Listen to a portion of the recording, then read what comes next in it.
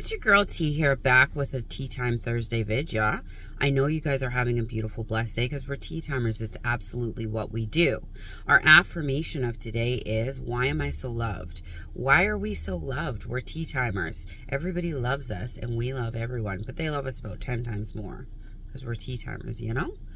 I wanted to discuss today what is our self-concept in relationships, love, etc. Y'all know we have self-concepts for each area of our lives: finances, health, relationships in general, like with our family, our friends, our romantic interests. We have a self-concept when we go to work, how we view ourselves in that area of work, etc. Every area of our life we have a self-concept for. So what is our specific, because most of you write to me about SP. That's why I'm zoning in on self-concept and SP, because this area is what I get the most correspondence about. So that's why I'm focusing here.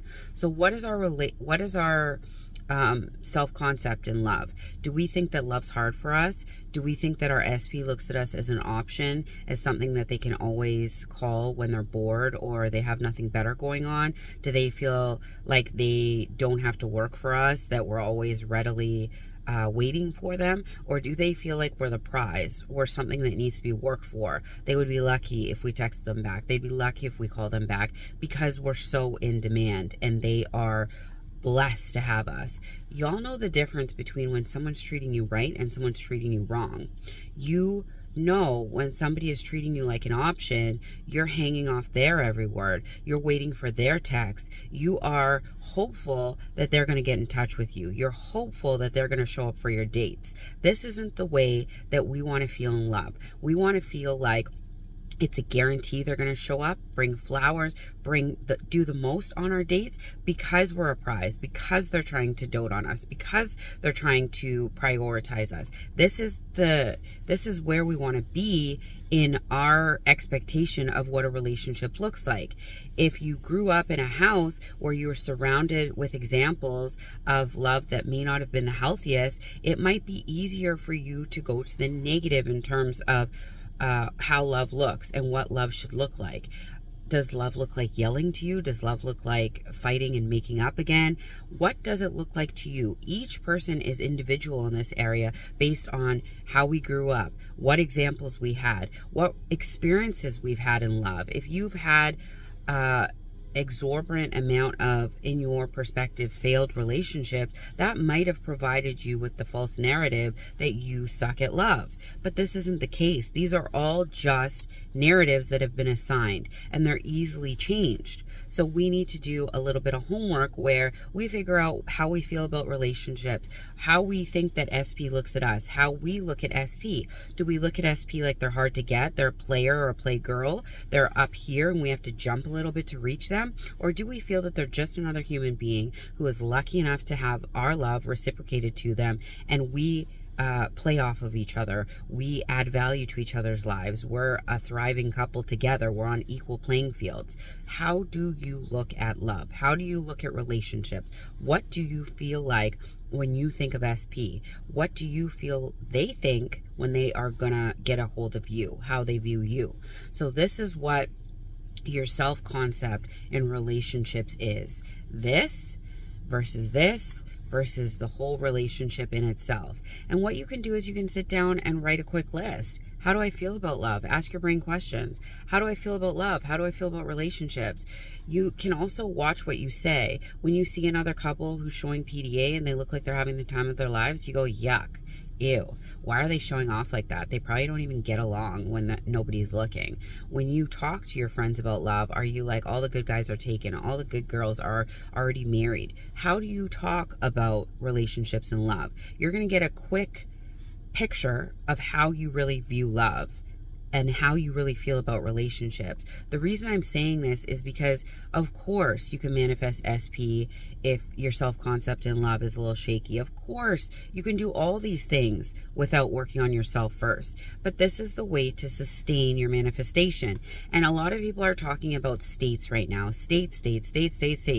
All states is being in a knowing that you're the person that you're affirming towards. So let's take, for example, love. If you're saying, I'm confident in love, love's easy for me, I already have my SP, me and my SP are happy and thriving together. When you don't get a text from your SP, do you automatically jump to the conclusion that they're hooking up with someone else, or they're ignoring you, or they're blocking you? Or do you stay in the state of knowing that you are an extremely amazing person, and they'll get a hold of you when they're not busy, and you just leave it at that?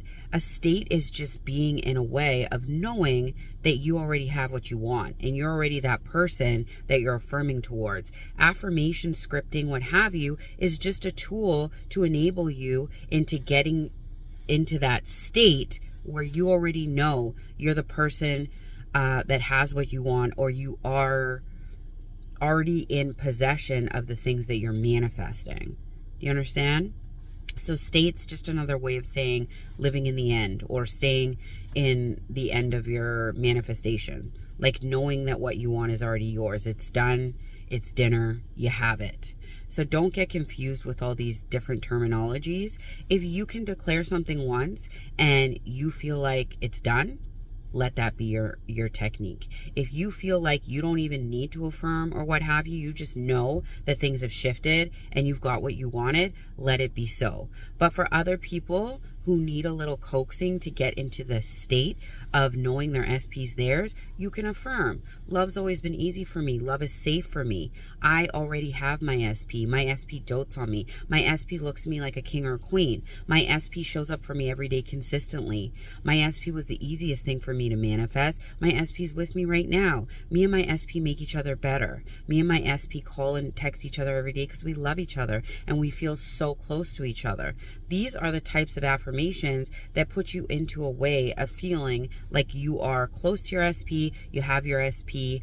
There's nothing to fix about yourself. We're not fixing ourselves by doing self-concept work. We're not fixing anything that's broken. We are simply reminding ourselves of who we already are, which is perfect, healthy, and whole. That's the way we were born. We're just returning ourselves back to that because we've been conditioned by society in a different direction. Y'all can have your SP today because you are amazing and fantastic the way you are right now. You're just reminding yourself on a continual basis that you are that person who gets what they want. You are that person that SP wants to be attracted to, wants to show up for, because you are amazing. You are wonderful. You deserve everything that you want because you are who you are.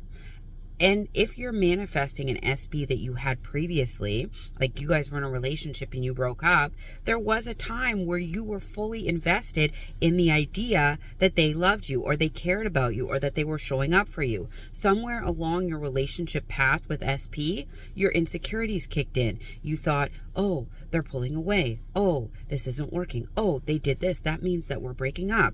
And it manifested. And that's not to say that that's a flaw within you. It's something that the majority of us do when we have triggers or insecurities that show up between us and another human. We start assuming the worst.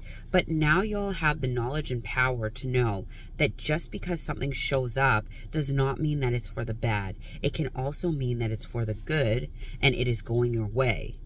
Nothing has meaning until we assign it as such. So if you're comfortable assigning positive meanings to everything in your 3D reality as they show up, then let that be your way. But for everybody else who's just learning and growing, this is a very good way to get your new self-concept in love, is to write down how you feel right now and to look at things in a new perspective of love's easy for you. Love always shows up for you. It's consistent, it's easy, it's effortless, and you love being in love because that's what we all came here to be, is magnets of love. If y'all have questions, you know what to do. I love y'all, but not as much as you should be loving yourselves. Have a beautiful, blessed Thursday. Bye.